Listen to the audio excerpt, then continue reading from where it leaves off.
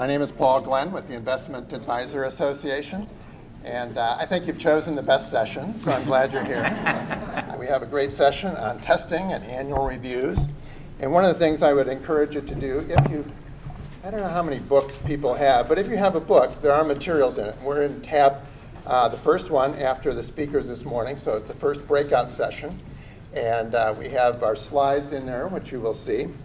And we also have an outline, a very fine outline by Marianne Passari that describes the things that we'll be talking about. And then we have it's a matrix that a person can use for keeping track of some of the things that we'll be talking about. So those are the materials in your book. I encourage you to make sure that you have them, and if you want to refer to them, you can. If you have a question, I suppose there's for sure two ways, maybe a third way of asking it. One is on your app. If you are using the app, you can type in what you want. It'll come up on the screen here so we can ask our panelists. We also have cards, some cards that are available, and but I don't see them. But I know who the pickup is. Sarah over here is going to be picking up the cards. Or you can write it on a piece of paper, and we will be happy to pick it up, bring it up here, and we're happy to address those that we can or are able to. We'll try to keep track of what we'll be coming to, or ask it at an appropriate time, or perhaps at the end, or regrettably, we may not be able to do all of them, but we hope that you can ask what you'd want. The other thing that's going to go on is taping. So, well, no, that's an old term, but it's a video recording anyway, and it's being recorded in the back. The reason that's important is not so much for you, because you're here and you'll see and hear what's going on, but I don't know if you have a problem. I have a problem with not being able to do some of the other breakout sessions as well. So you as an attendee will get a link that will show the recording then of the other ones. So you'll be able to watch those even though you feel like you might otherwise be missing out. So you're choosing the best one, and you'll have some other good ones to listen to later as well. But we are, I want to first introduce our panelists. Immediately to my left is Mike DeMeo, and Mike is the Chief Compliance Officer at Heritage Investors Management Corporation here in suburban Maryland from Washington, D.C. And he has, all of these credentials, by the way, are in the speakers tab. And we have a picture so you can make sure you got the right person as well as more of their background. But Mike has an extensive background in accounting. He's trained legally and lots of experience as Chief Compliance Officer for, I would say, a very well-rated firm here. And we call it smaller advisors, but you know, that's your choice as to what smaller is. It's self-defined. There's 126 investment advisory firms in the United States that have more than $100 billion of assets under management. They're large. So anything less than that, we hopefully will have something for you here that you'll enjoy. And then, well, to his left is Marianne Passari. Marianne Passari is a well-known speaker in this area. She's a named partner in a law firm here in Washington, D.C., Picard, DeGenis, and Passari. And we're honored to have her with us, and she's not only popular, but very good. And then to her left is Kay O'Driscoll. And I noticed that she has, or I can draw your attention to the fact that she has the IACCP designation. Yep, it's up there. And that is the compliance testing professional certification that a person can get with training and a certifying examination. And over 700 people in the United States have taken that and passed that. Some of you, no doubt, in this room, and we welcome you. And we co-sponsor that program with NRS, National Regulatory Services, and they're an exhibitor here as well. So that's our panel. We hope to be able to answer your questions. And the outline of what we're going to talk about, we're going to talk about who do we need tested, why do we need testing and procedures, who cares, in other words, and what steps should we take in setting up a testing system and keep it running successfully. What tools do I have for an efficient and effective monitoring and testing? And then finally, how should I do an annual review of this program?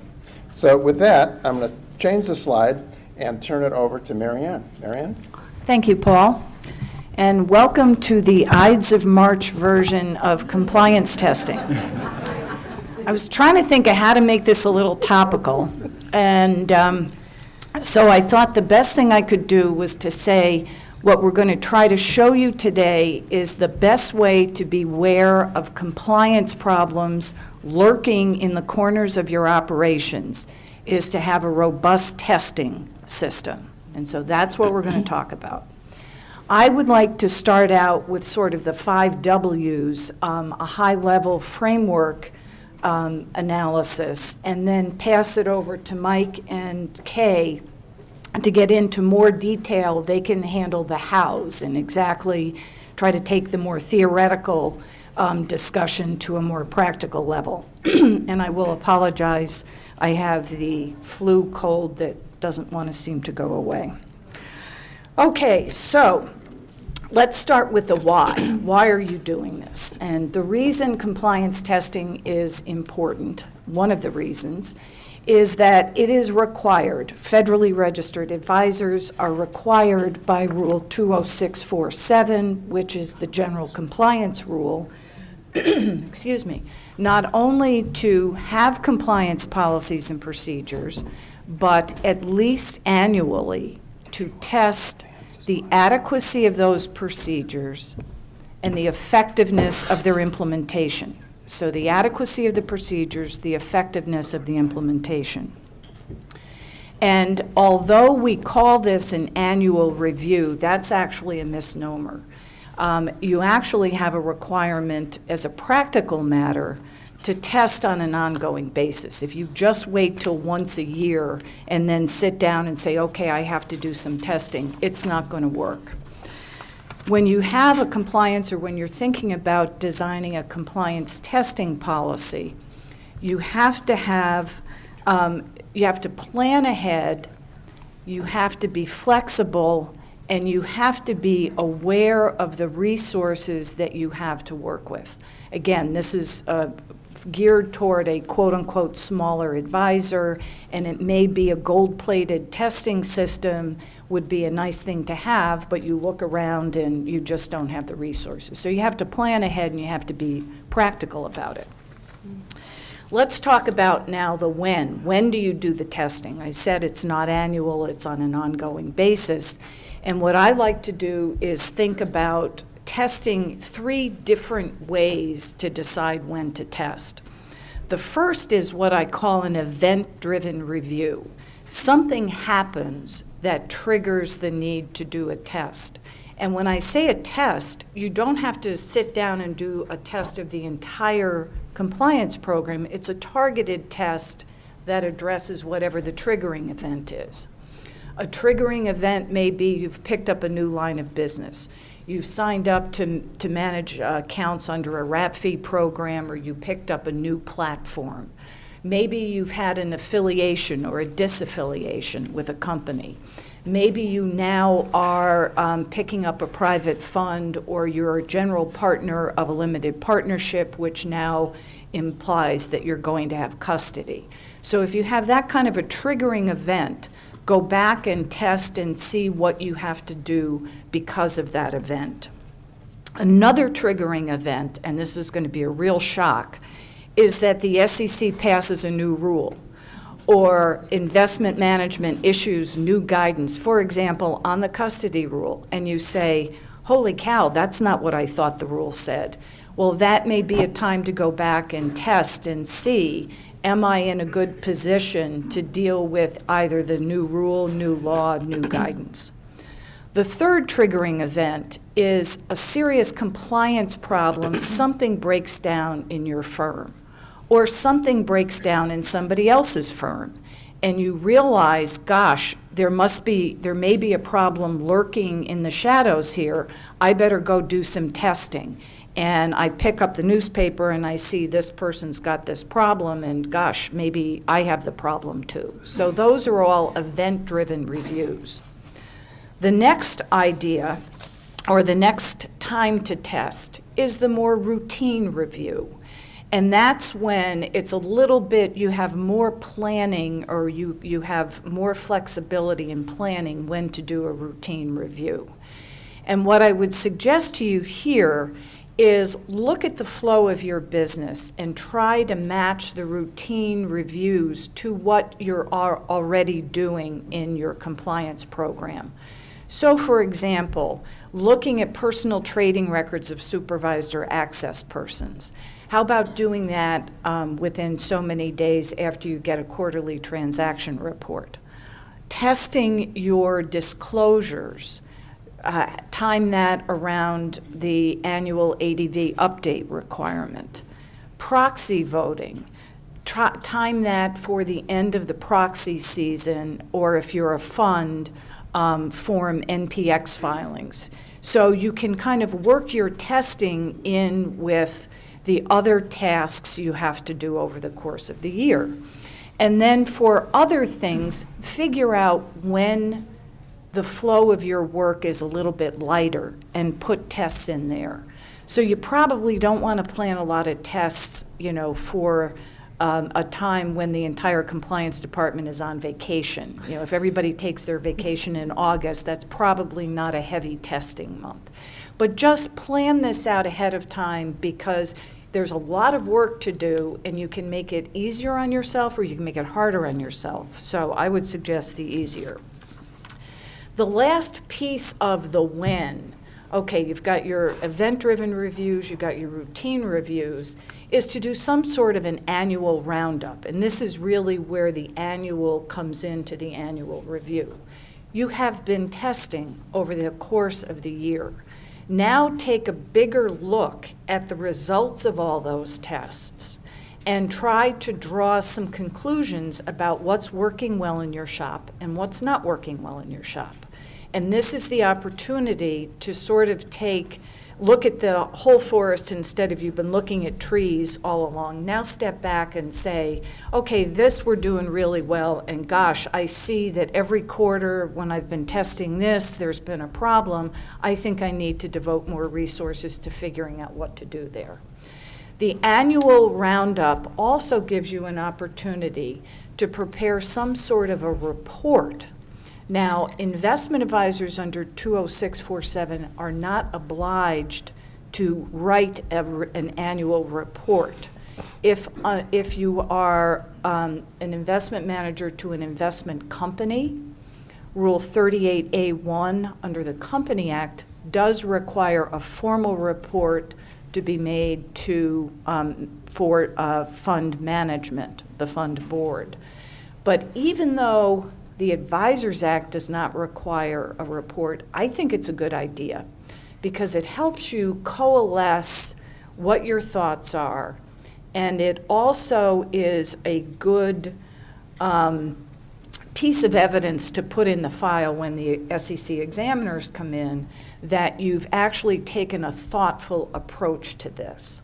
Now, I said the Advisors Act doesn't require a report, but 2042, the record-keeping rule, does require that you maintain records showing that you did the annual review. So you want records of all the testing. But personally, I think, do you folks think the absolutely. report is useful? Yes, it provides a point in time where you take right a into step the away. microphones. You take a step away from, as you say, the forest. You can see the forest, you take a step away from the trees. You thoughtfully enter the next year with a fresh start. It gives an end point and a beginning point, rather than just circularly going from day to day. And of course, Marianne is right in what she said. There's not a specific rule that says you must have it, but the SEC has a famous quotation that isn't true, and if they think it's funny, it's not real funny. And that is that, well, if you don't have a document, it didn't happen. So just keep that in mind. You might. And there's a lot of head nodding going on. Yeah, okay. Yeah. More than one person has heard that, I think. Okay, so we've done the why, we've done the when. Now let's do the who. Who does your testing? Obviously, one option is to have the people in the compliance department or frontline managers do the testing. We heard this morning that the SEC mercifully has temporarily at least backed off having third-party exams. So you can do the testing yourself. The benefits of having your own staff do the testing or the compliance people do the testing is that you know your firm better than anyone. And also, that is the most cost-sensitive way to do it. The downside is you don't want people testing their own work, because even if they're trying to do the right thing, if they don't understand what they're getting wrong, if they made the mistake, they may miss the detection of the mistake. So somehow or other, even in a small shop, try to have people looking at other people's work. The other thing is the compliance officer alone can't do all the testing, and the compliance officer alone, any more than the compliance officer alone can write all the compliance procedures. You have to involve other people in the company. Number one, it will tell you where, you being the compliance officer, where folks aren't doing what you think they're doing. And it may be that the procedure is completely impractical, and so they have found a practical workaround, but you're sitting in your compliance office and you don't know that. So get out and talk to the folks in your shop. The other benefit of talking to the people in your shop is it empowers them and makes them invested in the compliance program. The SEC loves to talk about tone at the top and culture of compliance, but that means you have to make people feel like they are a part of your compliance program, and you can do that in the testing process. In addition to testing in-house, you can hire outside services to test. The benefit is they are not captive. They may see things that you cannot see from the inside. The downside is they may not understand your business, and they may have a checklist, and they go down their checklist, and that checklist may not really work for your operation. The other thing is the cost. So you can do a hybrid. You can do most of the testing in-house, and then on an annual basis, pick one topic and have an outside party spot check different things. Again, you have the flexibility to decide what works for you. Marianne, if I could just add one practical thing that some people might consider, and that is taking a look at what the latest SEC examination questions are and go through that, sort of almost like a mock audit. The reason I went down that road is because if you do that, one of the gratifying things is to put NA. In other words, doesn't apply, doesn't Yes. apply. You feel like you're getting through things quicker. So it could be much more complex than what your operation is. So. Well, and that's a great segue, because we've done the why, we've done the when, we've done the who, and now we're going to do the what. And what is it you test? So one of the things you do is, and Mike and Kay are going to get into this in more detail, but you want to look at your operations and you want to see where are the risks. And in doing that, it's almost the same process that you underwent when you designed your compliance program to begin with. So you want to look at your particular operations. What is my business? Do I have a risk account? Do I have wrap accounts? Do I do block trading? Do I do agency crosses? Am I affiliated with a broker-dealer? Do I pay solicitors? Do I advertise? Do I advertise performance?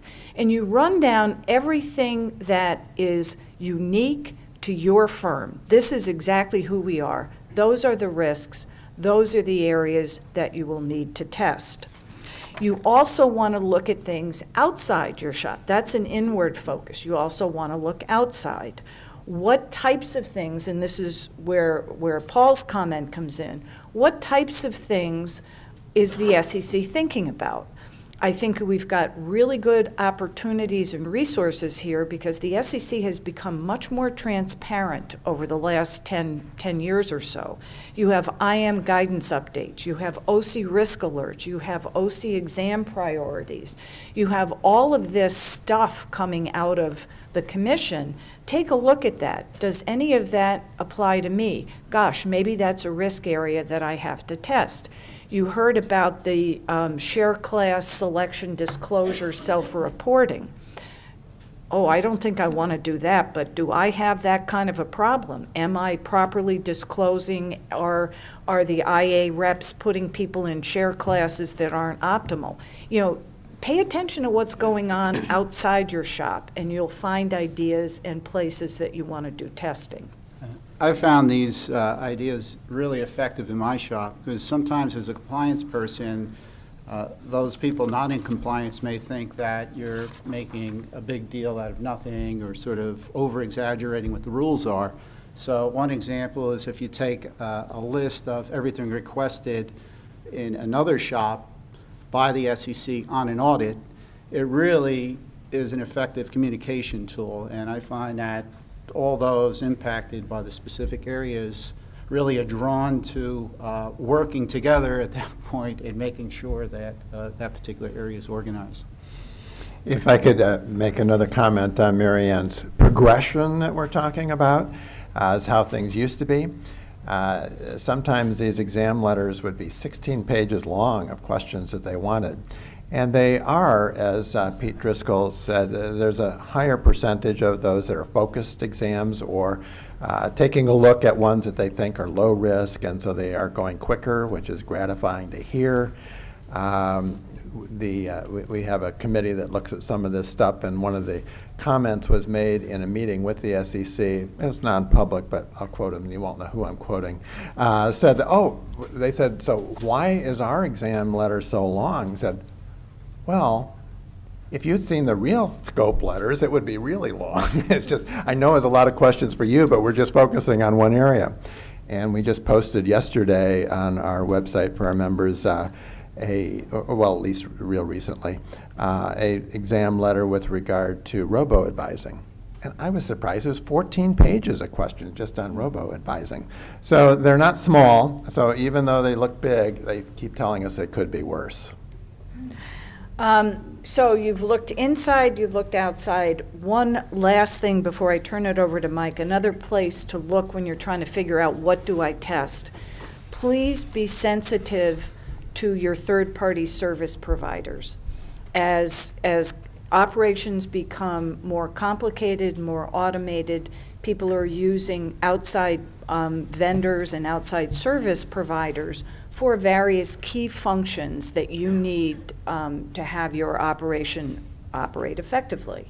You need to have some testing, and you may not be the one doing the testing, but you need, cybersecurity, information safety, any type of thing that could, a risk that could redound to your detriment, you need to be aware of, and you need somehow to incorporate that into your testing program. So those are my 5 W's, I think all 5, and I will now turn it over to Mike. Well, we're going to build on Mary I missed Ann's one? presentation. Oh, I'm sorry. What's that?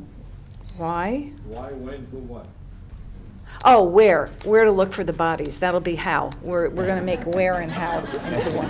Thank you for keeping us on track. You're paying attention. He's getting a Good. prize. Yeah, Extra points. All right. Just making sure you're paying attention. where?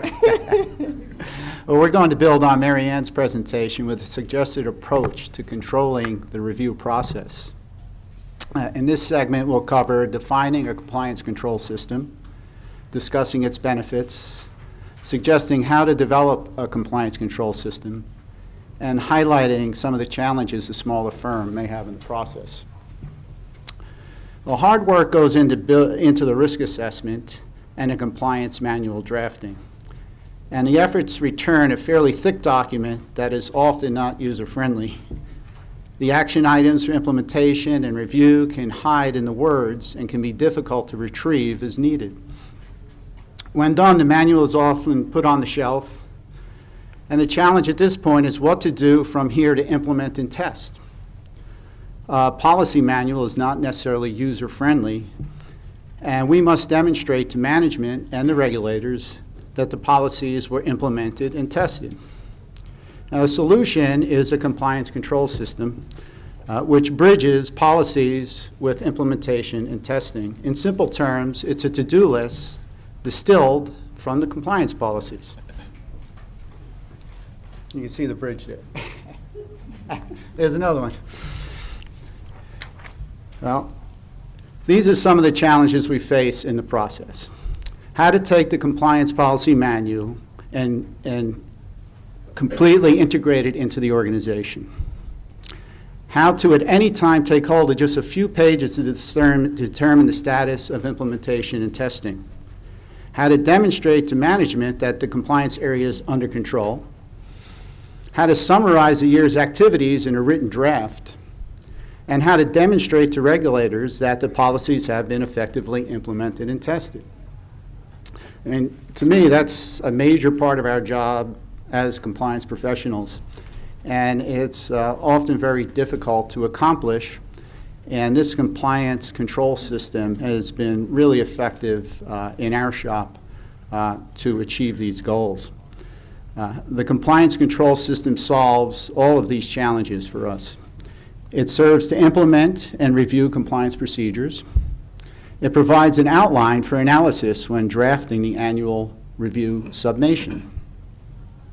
As Mary Ann pointed out, the annual review is a misnomer. It really is the activities conducted throughout the year. And the entire completed control system can serve as the annual review documentation, with salient points summarized at least once a year. The compliance control system demonstrates to regulators that the compliance program is well managed.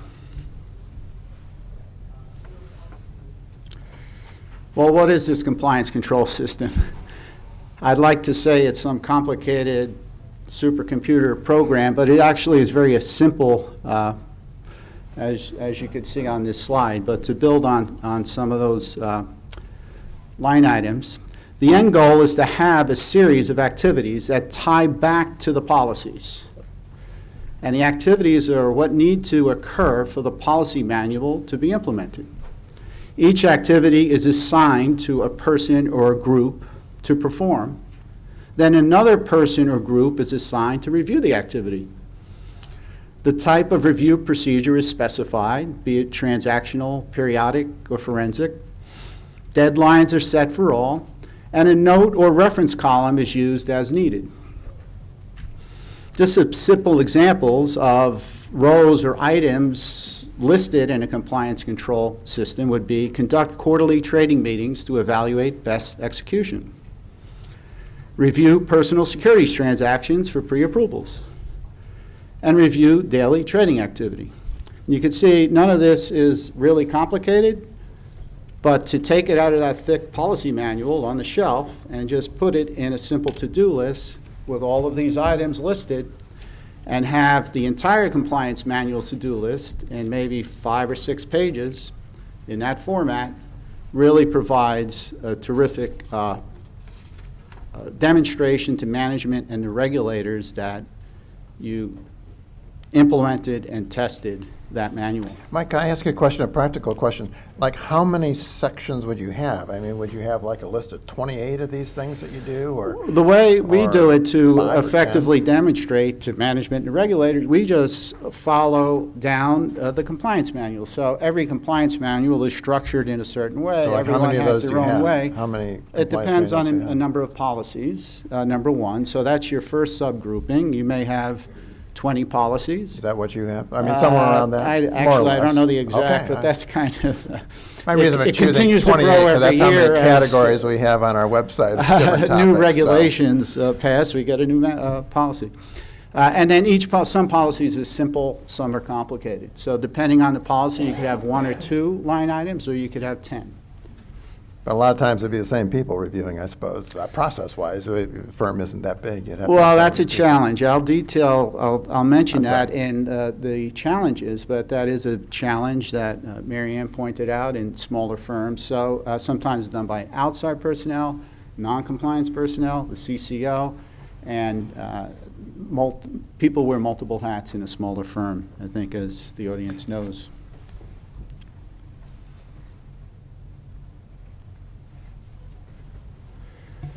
Well, how do we develop a compliance control system?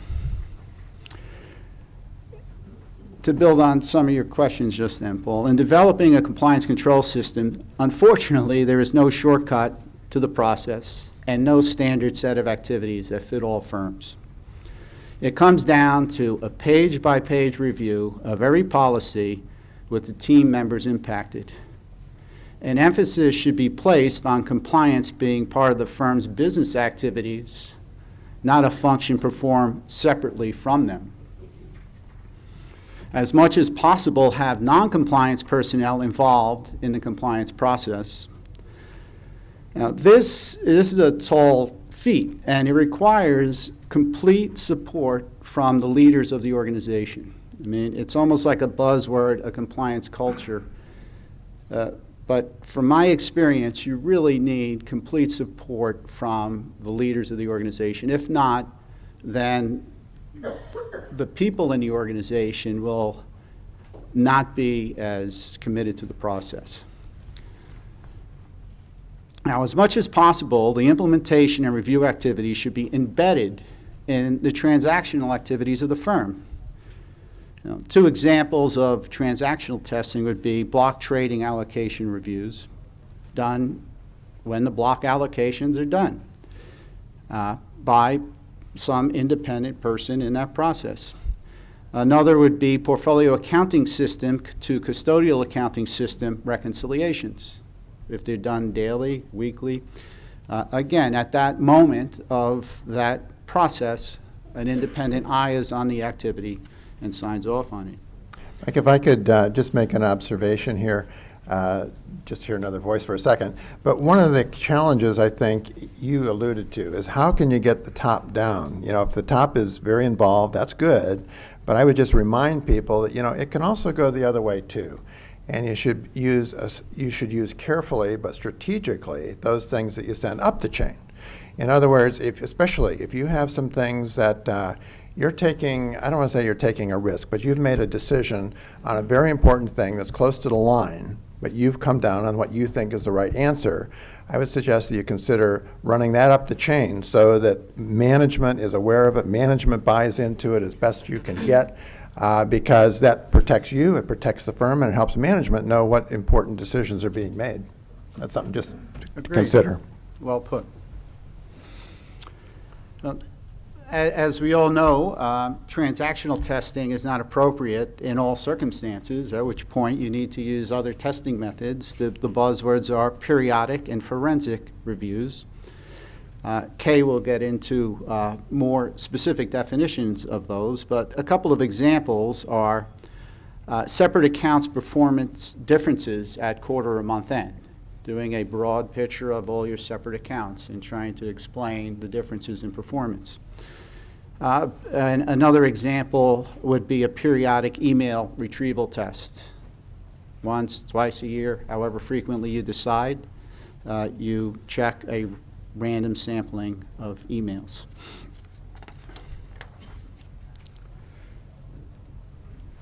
Now, there are many tools used in the process. Forms, summary sign-off sheets, and sampling methods are tools that can be used.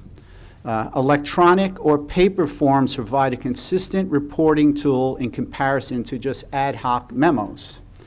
They instill a discipline and consistency in reporting each review function, and they demonstrate to regulators a disciplined effort to document review activities. Now, two examples of forms are a new account sign-up form or a trade error form. For example, new account setup form, there's so many pieces that go into properly setting up a new account that can just be neatly put on a one-page form with checklists. Now, another idea we employ is a summary sign-off sheet. Works well for a reviewer responsible for several daily tasks, like in our case, it's the president. Simply check off the items that are reviewed with any special notes if necessary. For example, if prior day trades and daily separate account performance, block trade allocation, security holdings performance were checked just by one person, a summary sign-off sheet might be used. That really is an effective way for that person with minimal amount of time to demonstrate, document that these reviews are performed. And then finally, sampling is a method employed. For each area, a decision is made, well, is every item going to be reviewed or some subset of items? In reviewing a subset, a simple percentage of the whole can be picked. Or a more scientific approach is statistical sampling, where controlled sample sizes are picked, and the end result is to have specific confidence intervals. You say that out of these 1,000 items checked, because out of these 1,000 items we check some subset, whatever your statistical sampling program told you how many needed to be checked, let's say 50, and all of those came out just right, so we could be 98% confident that the entire sample was right. Now, examples of items tested with a sample could be proper approval of client disbursements, new account setups, email reviews. Mike, you just touched on the email review. I'd like to interject a question here and maybe get Mary Ann's response to it after you say whatever you're going to say. But we had a dialogue of our compliance community recently that talked about the question of whether or not the compliance officer should have somebody separately reviewing his emails if you sample and review everyone's emails. Do you guys, how do you handle that at your firm? Exactly as stated. We have a separate person reviewing the reviewers. So Mary Ann, it's do you just think it's that's kind of necessary? crazy. If you're with a firm with 3 people, at some point, it's like you're everyone, running around the everyone table. knows what everyone's having for A lot lunch and depends on the stuff. size of the firm. We have 12 people in our firm, which is still very small. We manage $2.5 billion for 500 families. So we do a lot of work with 12 people, and it's part of the small firm challenges. The first one is segregating responsibilities. And that is quite a task if you only have 3 people in a firm. But it has to be done. Another way, as Mary Ann said earlier, is to have an outside firm come in. But that comes with a cost. Mary Ann, do you have anything to add? I absolutely agree, and what I had said before is you don't have the person, anybody, review his or her own work. So whether it's transaction reports and holdings reports, pre-approval of IPOs or private placements, the compliance officer, if the compliance officer is doing the review for everybody else in the company, then somebody's got to review the compliance officers. Now, when you have a solo, then you get into split personalities and everything. But yeah, it's critical. And I would say the same thing for email review, social media review, because otherwise reviewing your own work is not going to give the SEC any comfort whatsoever, so it's a waste of time. I don't know if anyone wants to comment on this question or not. I'll take just a broad brush stroke to it, but and because it's a tricky question for us with regard to being an association or anti-fraud responsibility, anti-monopoly rules sensitivities. But has there been any analysis around what the cost should be to an adequate compliance program, basis points or revenue? Secondly, has there been any research around the percentage of time should be spent on compliance for employees at a firm? I'm not going to answer that, but I want to know what you guys think. But just one data point I'll throw out just for just something, and that is that we do a compliance testing survey every year. So I would encourage you to participate in that. Over 400 people respond to it. We do that with ACA and OMOM each year. But one of the things that I note from that is that when they ask their questions, they sort of are asking, are you up or down from 5%? So I only throw that out as a number that I've seen that we've looked at analytically. So there's no good answer to it, but that's a something. Does anyone have any comments on that question? I never heard of the 5%, and saying. I think what drives me crazy is the SEC always pays lip service. We are very concerned about the effect of our rules on small businesses, and they say that, and they say that, and they say that, and then the rules just keep accreting. And I had a solo say to me about 5 years ago when I called to tell him that there was a new rule and now he had to do something else. And he said, would you please call the SEC and tell them I'm still one person? Because I don't see that there's anything other than lip service paid to the size of firms. And I think one of the problems, and I think the IAA is actually addressing this, is that what the SEC terms to be a small business is 25 million of RAUM, which was the NSMIA test in 1997. If you have 25 million of RAUM and not something else that qualifies you for SEC registration, you're not even an SEC registrant, which basically takes almost their entire population out of their analysis. So that's a topic for another day, but it can be very burdensome and costly on a small firm. Well, I'll build on that with some specific examples. It's my last item on the slide. Adapting regulations to a smaller firm environment is a challenge. For example, cybersecurity and disaster recovery, compliance annual reviews. Like disaster recovery, what should be done? You have 3 people. The right thing to do is hire a third-party firm like IBM and have a remote location, test in that remote location at least once a year, pay them a monthly fee to have access to that remote location should anything occur in your city, and that comes with a big price tag. So smaller firms have more creative approaches to disaster recovery. A disaster recovery expert from IBM or whatever company would come in and say, that's really not a great approach you should be doing. So cybersecurity is another area. I mean, if Hewlett-Packard, if the SEC, if other large institutions cannot protect data and you have a 4-person shop, what is a reasonable set of measures to go into protecting cybersecurity? Now, I call this it really is an art form to know how to apply regulations to a smaller firm environment, because it must be done in compliance with regulations, and it has to be a cost-effective way.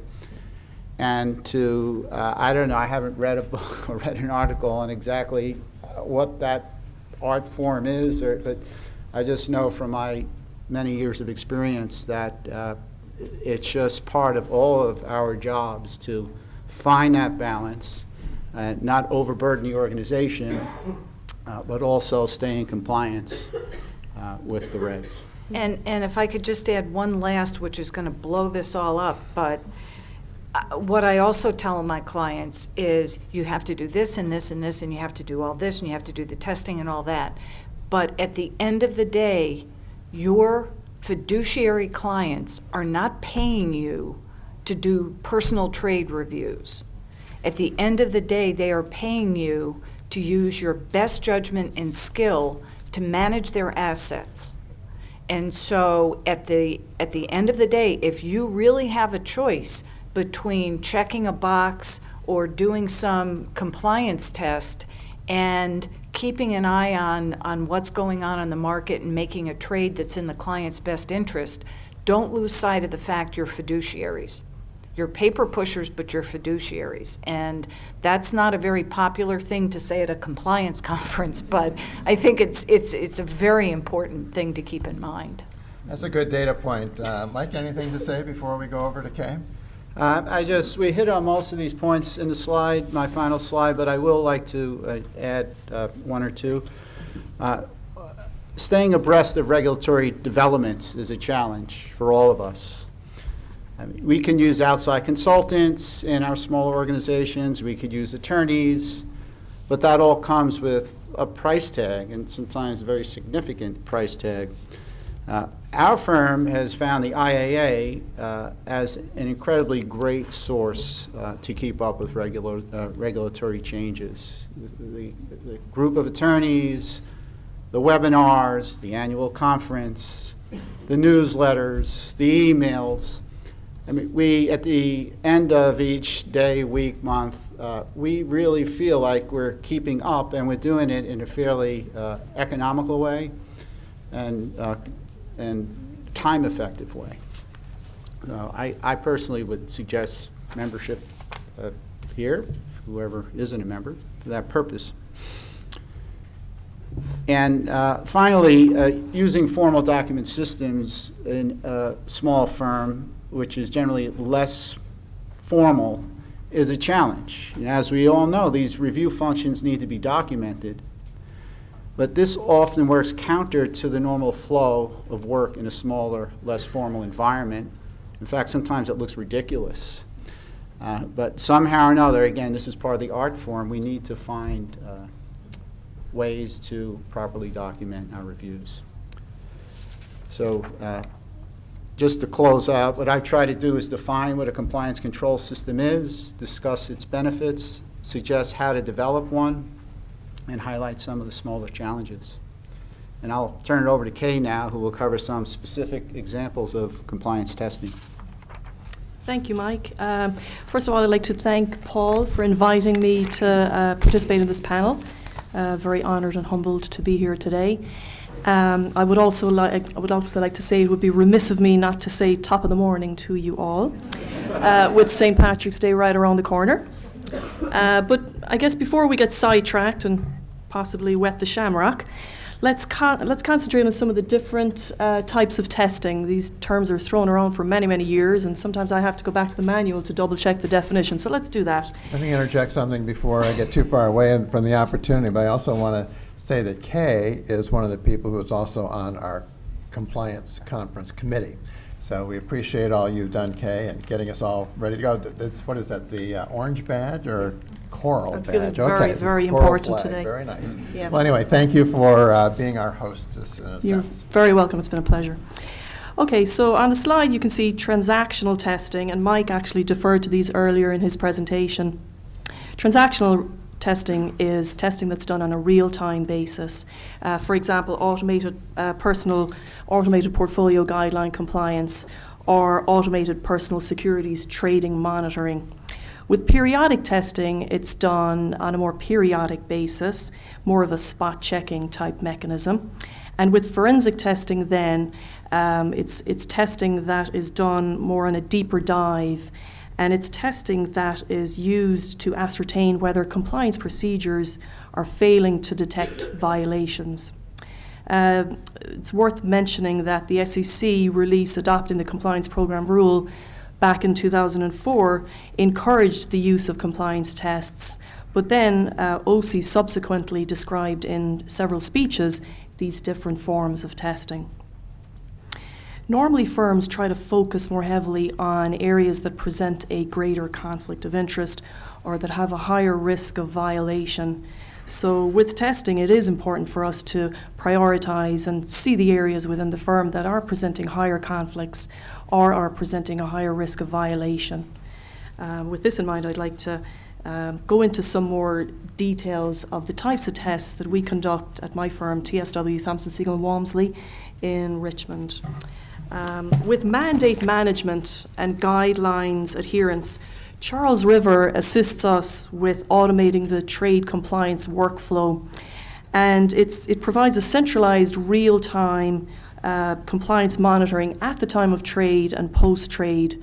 We implemented Charles River over 11 years ago, and it's been a significant key component of our compliance program and it's been phenomenal in helping us automate the testing of our portfolio guidelines and restrictions.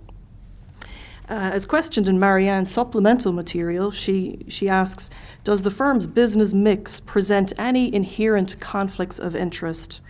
For example, trading strategies for different types of clients that might compete or conflict with each other.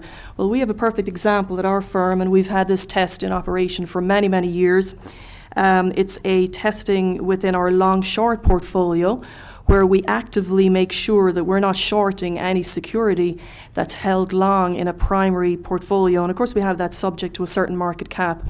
Charles River does help us automate that restriction so we can catch it at the time of trade, pre-trade, and also we can confirm it manually with what we call an all holdings cross-reference report, which is just basically a snapshot of all our primary strategies holdings, long and short. So we can see the short versus the long, and then we can confirm just to make sure that there's nothing out of sync. So that's kind of a double check versus what's automated. Okay, this is after the fact, but I feel at least I would like to. When you were going to talk about Charles River, and then I realized that they were one of our sponsors, I thought we better connect it. Is there a Charles River person here today? There sure is. Patrick Yeah, Conroy okay. and... Well, two. We've got two people. I'm sorry, your No, name? I did. Excuse But me? You can meet That's them okay. over there and find Yeah, out. I believe they plenty of- have, yeah, excuse but me. But at Paul. least if you know who they are, you can know who to go to. Go ahead. Absolutely, and I would be happy to discuss in more detail offline the pains of implementing Charles River over 10 years ago. The growing pains. That's okay. We have kids, some of us have kids, so. Another great example is performance-based fee accounts. And this is one thing, you have a procedure in your policy. When the SEC comes in, they're going to want to confirm proof that you've actually been doing that test, and they have. In our case, this is a perfect example. So what we do with regards to performance-based fee accounts is we take a look at all the trades versus the entire firm blotter, and we ensure that the trades are allocated within a block allocation, as Mike deferred to earlier, and we make sure that the price is consistent versus all the accounts within the block. So that tells us that it's equitable, that it's a good equitable allocation. Finally on this slide, this is one of my favorite tests. It's a very basic test, but it's a very useful, critical test in our case. It's called a cross-reference test, but we call it amiably a holes report. And what it does is it just reviews all the products for any security outliers. The outliers are validated. Some, of course, are valid due to having a restriction within the portfolio. We have many cases where we're subject to ESG restrictions, or we manage money for a lot of endowments and foundations where they are very, very cognizant of staying aware of ESG restrictions within their portfolios. So with this, we validate the outlier, and interesting to note is that this test can also be leveraged on the performance side to ensure that any performance dispersion is a good dispersion due to a valid restriction. But conversely, it also ensures that the portfolios are holding securities that they are eligible to hold. So in some cases, you might come across a hold that is not valid for whatever reason. It might have just been a timing or a particular reason that it was delayed in getting into the portfolio. So the more often you do these tests, the more proactive you can be with the PMs to ensure that there is equitable allocation across all the portfolios. Okay, one of the questions that we got is sort of, I'm going to put it in your plate, somebody else might want to comment. It says, do you recommend having paper documentation to demonstrate testing versus electronic? I would think it's, but at least in what you're describing, that's all, those are Yeah. electronic, and got to have paper for other stuff? I don't know. Well, I mean, personally, I would love to move towards a paperless environment, but it's difficult. I'm old school, and I'm I like to, I like to, touch and feel it and sign off on it. And we're big on compliance initials. We have the compliance initial stamp for the doer and the reviewer. So we've got the second, the four eyes approach where the second person is looking at your work. So it's nice when you have something in hard copy to give to them. But we end up scanning everything and shredding everything. So all in all, we are environmentally friendly, I would say, at the end of the day. But I would like to see us become more automated and more electronic in signing off. But we'll get there eventually, Paul. Thanks. On the next slide, tying in with the Holes report is what we call a security weightings analysis report, and it's a pretty nifty report. It looks at all the portfolios across all the strategies, and it simply identifies color coding the top 3 highest weights and the bottom 3 lowest weights within the portfolios. So it's just a proactive measure for us to distribute these to the PMs on a monthly basis, and just keep them aware of any significant variances within the portfolios. The next point here, we implemented recently an automated personal trading tool. I'm throwing out a lot of words. I'm not, I'd like to say that I'm not getting compensated on the back end for Charles River or for any other vendor, but we use Charles Schwab's SCT system, the Schwab Compliance Technology System. We implemented that system back in 2016, actually almost 2 years. It's hard to believe it's been that long, but it's been a very positive introduction to our compliance program in automating the personal trading monitoring, where historically we had a manual burden in the past. So that system can definitely be customized based on your code of ethics requirements. You can implement restricted lists, watch lists. Obviously, make sure that your blackout period has been implemented within the parameters of that tool. For insider trading, I'll delve into that a little bit more detail on the next slide. For billing, I'm giving an example here of where we are subject to, for those that are familiar, the Sarbanes-Oxley requirements, the SOX requirements. We actively have to make sure that we are confirming fees versus the accounting system, and we have to maintain a screenshot of that in the file. For any most favored nations clauses, Paul, I believe you wanted to define what a most favored nations clause is. Well, most favored nation issue is that when people come in and they want to hire you, they'll say, well, we want to make sure that we have the most favorable rates of anybody else. And in a certain sense, that's straightforward. You can say, oh, yep, everyone gets the same rate, that's it. Or there may be negotiations. But the question is, what if other terms, they have certain things that make somebody a little special, they want something special. Does that mean that changes the most favored nation status? Or people have trouble, and sometimes they will tweak the question in a way that, well, you have most favored nation for everyone in the range between $1 billion and $2 billion of assets with us, or whatever it is. So that's a tricky thing. It's a tricky question in defining it. But how do we analyze it? It really is, and in our case, we have several clients that have the MFN clause within their agreement. So we have to stay cognizant of any new business discussions or contract negotiations, so that we're not triggering any of those historical MFN clauses.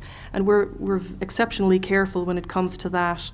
And our business heads and marketing heads are very, very aware of that as well.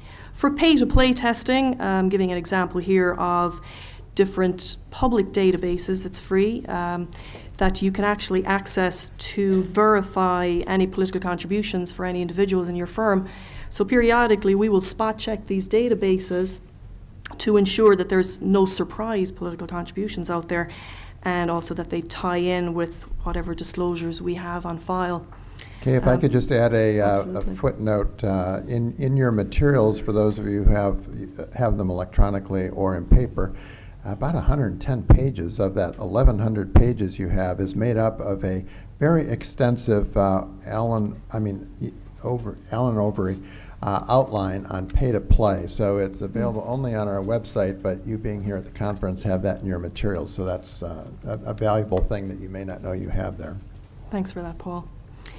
So these are just a sampling of tests that are conducted at our firm daily, quarterly, monthly, weekly, and they all roll up, of course, to the annual compliance review. And it's interesting to note, I was jotting down some notes here as Marianne and Mike were speaking. Our annual compliance review report at the end of the year, it doesn't only roll up the forensic tests that we conduct, but it has many other aspects to it.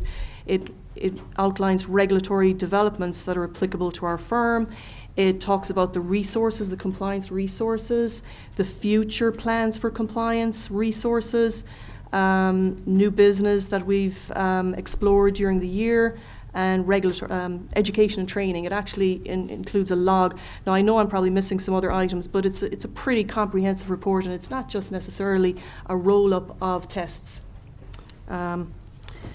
So all in all, what I'd like to stress here is that for any test that reveals a weakness, I feel it's really important to have the responsible business units involved so that you can collectively talk about it and address the issue and come up with a better procedure. I think the more eyes and ears you have and the more collaboration, the stronger your resulting control.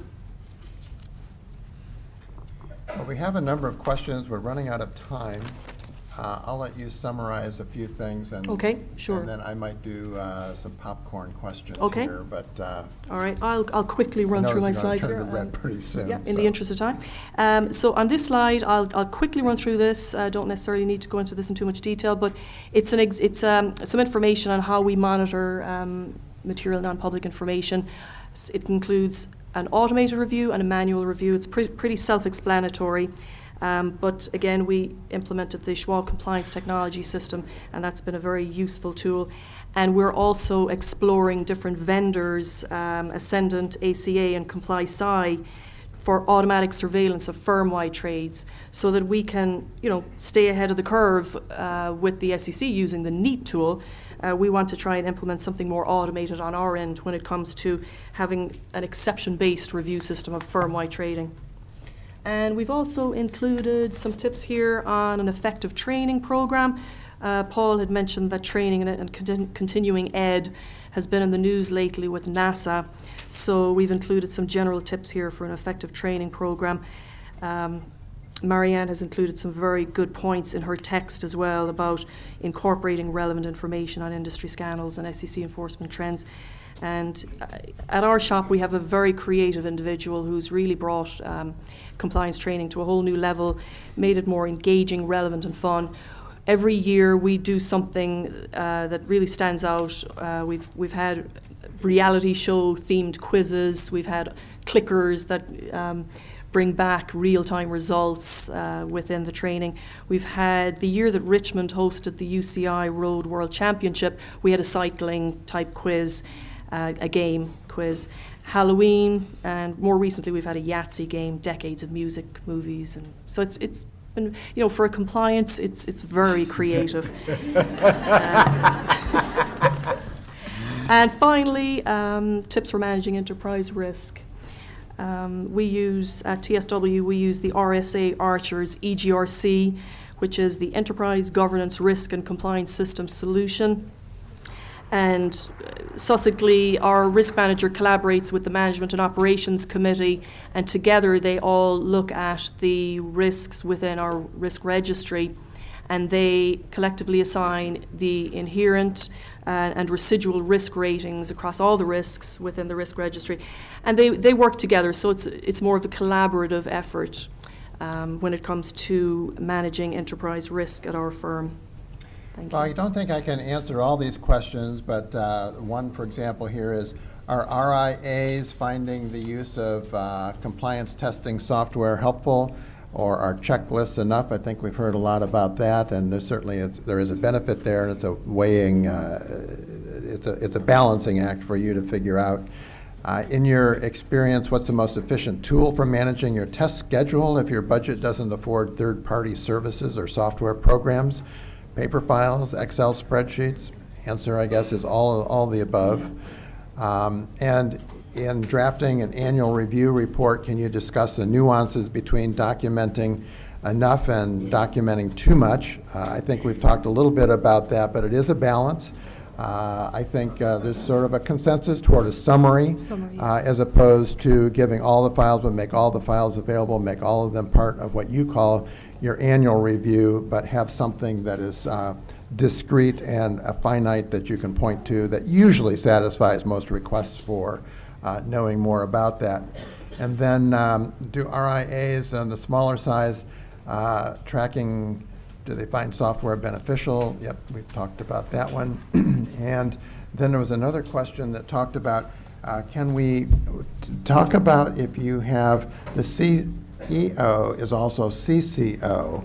And I'll just give an outside view of it. I think that can be done. You'd probably have to have somebody actually doing the real work, but it does help demonstrate the tone at the top. And Mike has worked under that quite a bit before, so I don't know if you have anything you want to add to that, Mike, because you're the one that can relate probably best to that question. Well, sometimes it's great having the CCO as the CEO, because then you definitely have a tone at the top, assuming And that you can person adjust takes the budgets, job huh? seriously. So I think it's really, it depends on the individual. But assuming that that person takes the job seriously and keeps up with the laws and effectively sort of delegates, the model works. You have a review issue, and that's the outside reviewer could come in and selected items, or other people in the organization can review the president's issues. Well, I know I've learned a lot, and I appreciate all the expert insights that we've gotten from our panel